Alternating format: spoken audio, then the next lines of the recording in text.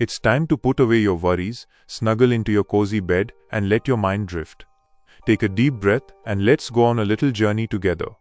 Tonight, the only adventure is in your dreams. They say some doorways don't lead to places, but to questions. If you step through, it's not your body that moves, but your spirit. Once, a monk named Kaito went into a special forest. The moon was so bright it looked like a small sun. In this forest, compasses didn't work, and shadows moved by themselves. Kaito had a wooden staff with a bell that had never made a sound. Some people thought it was cursed. Others said it was waiting for a sound that no one could hear. Kaito wasn't looking for a place to sleep. He was looking for a monastery that was said to exist between heartbeats. It was a place that wasn't in time or out of it, where one question could change everything. After many days, Kaito found it. A lonely gate stood in the middle of the trees. It had no walls or hinges, just a wooden frame. On it were 3 strange words: "Enter without entering." Kaito walked closer. The air felt thick, like the forest was holding its breath. He touched the gate. It was warm, like a hand that had just been held. As he stepped through, the forest disappeared. He was now on a narrow stone bridge over a huge foggy hole. The bridge swayed without any wind. At the other end, an old abbot was waiting. His robes looked like mist, and his lantern had no flame but still glowed.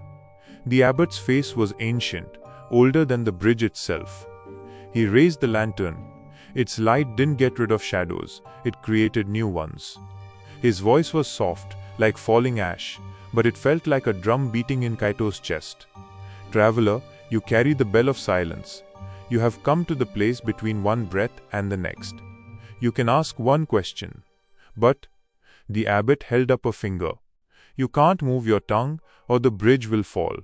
You can't listen with your ears or my answer will disappear. Ask your question carefully, monk." The bell on Kaito's staff shook hard, but still made no sound. His heart pounded.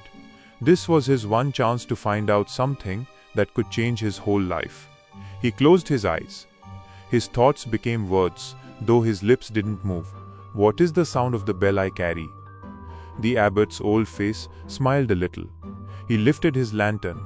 Its light wasn't just light, it was like a wave of understanding that filled the world. Kaito felt himself lifted, then he was falling, then he was fading away.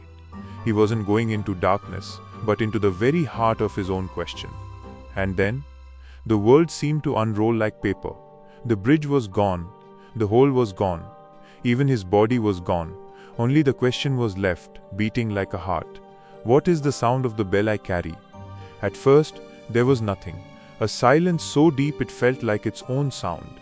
Then he saw flashes of things, memories that weren't his. He was in a village he'd never seen, watching a child laugh while chasing a paper lantern. The child's laugh echoed inside him. Was this the bell? Then he was in a desert at sunset. The wind howled softly across the sand dunes. The sound shivered through him. Was this the bell? Then even stranger, he was deep underwater. He didn't need to breathe. Fish swam past and far away in the deep darkness, something huge moved. The pressure felt like a hidden chime in his head. Was this the bell? Each vision was like a snap of a thread.